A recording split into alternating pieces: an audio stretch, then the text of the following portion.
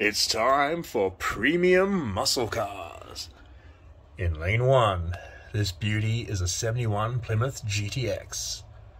Lane 2, we have a 66 Pontiac GTO. Lane 3, we have a 68 Dodge Charger. Lane 3, we have a 69 Chevelle SS 396. And lane 5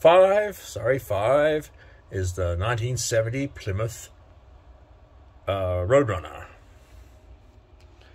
5 beauties. Who is the favorite? The GTX in 1 is the favorite. Can anyone beat him?